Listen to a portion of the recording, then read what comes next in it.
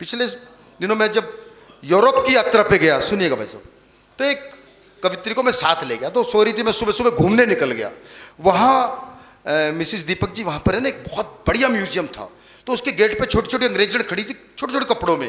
मैंने कहा जी आप क्यों खड़ी हो? बोली हम गाइड हैं, यहाँ घुमाती हैं। मैंने कहा अच्छा, कितने पैसे? तो कहती जी 200 यूरो। मैंने कहा 200 यूरो? 100 रुपये का यूरो। मैंने गुणा करके देखी, क्योंकि हिंदुस्तान का आदमी आलू भी बिना मोल भाव के नहीं खरीदता।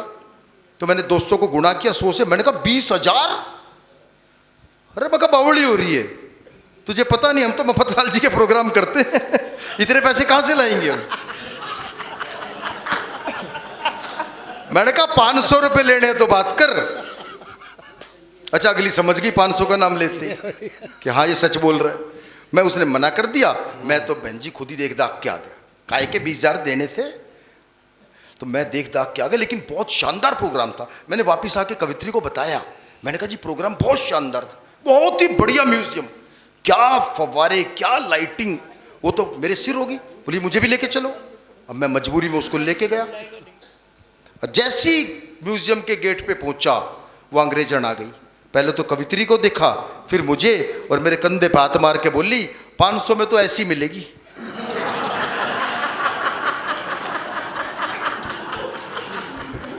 तो कई बार ऐसी मिलती है भाई साहब कि आदमी सोचता है कब पीछा छूटे।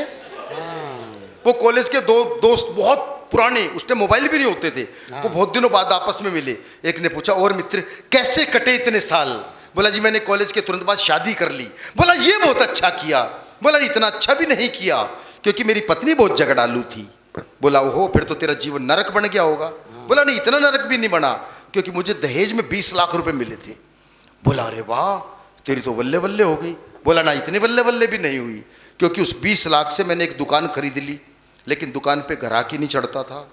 बोला हो, फिर तो बहुत परेशानी हुई होगी। बोला नहीं, इतनी परेशानी भी नहीं हुई, क्योंकि दुकान थोड़े दिन बाद ही मैंने 40 लाख की बेच दी। अरे बोला तेरी तो 5 उंगलियां घी में, सिर कढ़ाई में। बोला जी इतना भी सिर कढ़ाई में नहीं गया, क्योंकि उस 40 लाख से मैंने एक मकान ले लिया, लेकिन मकान में आग लग गई। बोला हो, तू तो बहुत दुर्भाग्यशाली निकला। बोला नहीं, इतना दुर्भाग्यशाली भी नहीं निकला, क्योंकि पत्नी भी उसी में जड़ के मर गई। मामला साफ, हम जहाँ से चले थे वहीं आ गए। कमाल है। लेकिन मैं, अभी आपने डुएट देखा हमारा बलजीत जी का मेरा, मैं चाहता हूँ कि उनकी काव्य प्रस्तुति के लिए मैं उन्हें आमंत्रित करूं। 4 पंक्तियों से मैं उन्हें आमंत्रित करना चाहता हूं कि नारी जब जब सीता बन के वन में जाएगी, वाह वाह, नारी जब जब सीता बन के वन में जाएगी, स्वाभिमान से देश की गर्दन तन ही जाएगी, और अंतरिक्ष को चूम चुके हैं कदम सुनीता के, और प्रतिभा जिसमें हो वो राष्ट्रपति बन ही जाएगी। आप राष्ट्रपति बने ना बने, लेकिन राष्ट्रपति ने इन्हें अवार्ड दिया। बहुत बड़ी बात है, हमारे देश की एक कवित्री राष्ट्रपति अवार्ड लेकर के आई। जोरदार तालियों से स्वागत करें बलजीत कौर तन्हा जी, हमारे देश की एक्ट्रेस और नेत्री और अभिनेत्री दोनों। आप सबने कभी तराजू देखा है? देखा है ना? तराजू का कौन सा पलड़ा नीचे जाता है जिसमें वजन ज़्यादा होता है? तो वो जो तराजू का पलड़ा है, वजन ज़्यादा है, वो नीचे आपका पलड़ा है। आप सब एक बार खुद के लिए तालियां बजा दीजिए। बहुत अच्छे श्रोता इस बार मफतलाल जी ने दिए, पैसे बेशक कम दिए। दिए ये क्या कम है? हाँ, ये तो इनका बड़प्पन है। मफतलाल जी सब चीज़ें मुफ्त की ढूंढते रहते हैं। नाम का प्रभाव पड़ता है बलजीत हाँ, जी, ऐसी इनका नाम मुफतलाल ही रख दिया गया। सच में ढूंढते रहते हैं, किसी से भी बात करते हैं तो पूछते हैं भाई तू मेरे लिए फ्री में क्या कर देगा? विनोद भाई सुनना, तू मेरे लिए फ्री में क्या कर देगा? बोला क्या करना है? बोला देख मैं तो कभी भी फ्री में बुला लेता हूँ, तू क्या करेगा? बोला जी मैं कब्र खोदता हूँ।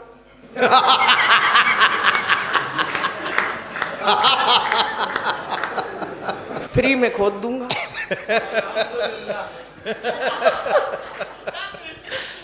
हंसी की बातें कहीं से निकल आती है। लेकिन आज जब मोनिका प्रेम का गीत सुना रही थी और सब ताली बजा रहे थे, तो मुझे लगा कि कौन कहता है बूढ़े इश्क नहीं करते। पुराना कुकर क्या सीटी बजाना छोड़ देता है? तो एक बार खुद के लिए तालियां बजाइए। बहुत ही शानदार अभी कवि सम्मेलन चल रहा है। वैसे भी बलजीत जी कहावत है कि कौन कहता है कि बुढ़ापे में इश्क का सिलसिला नहीं होता, अरे आम तब तक मजा नहीं देता जब तक पिलपिला नहीं होता।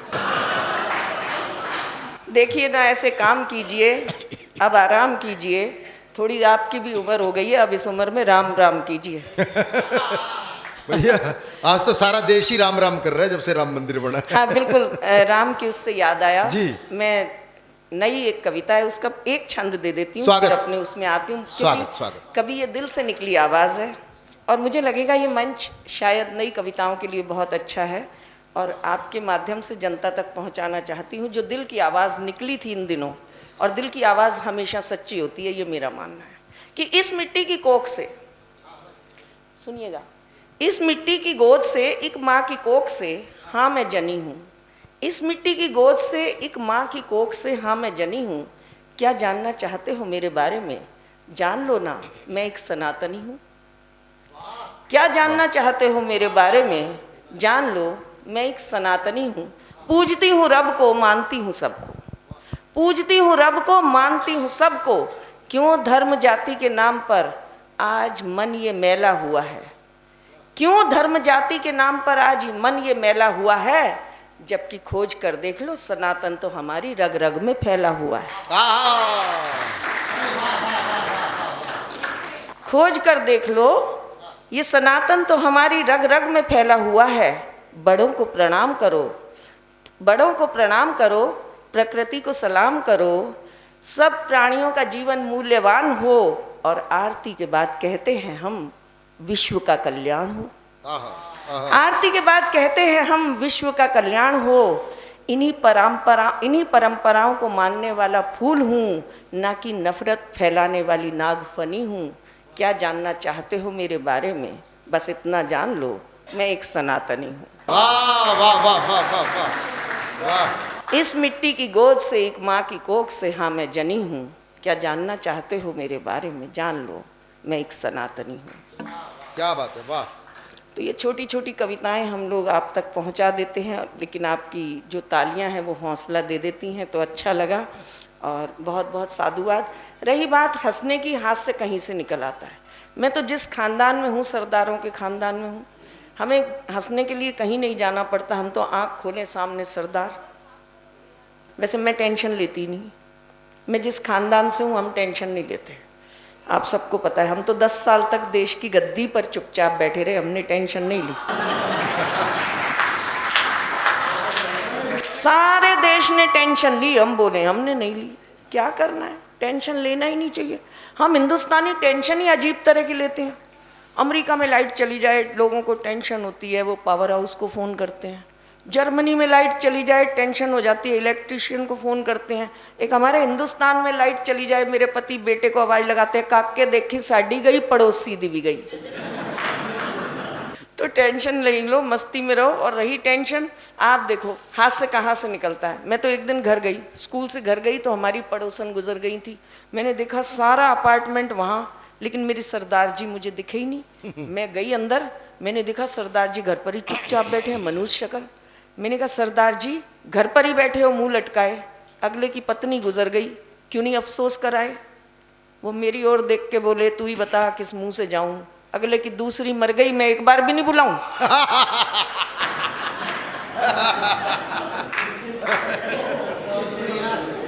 बताओ।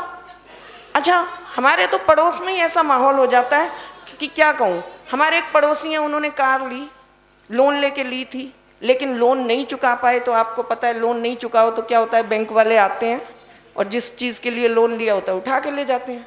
तो बैंक की किस्त नहीं दी तो पड़ोसी कार उठा के ले गए, पति फिर मनुष्य शक्ल बना के बैठ गए। मैंने कहा कार पड़ोसियों की गई, मनुष्य शक्ल तुमने क्यों बनाई?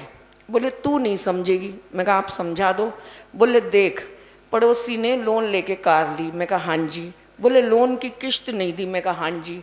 बोले बैंक वाले आए, कार उठा के ले गए। मैंने कहा हाँ जी। बोले काश पहले पता होता, लोन लेके शादी करवाता, किस्त नहीं चुकाता।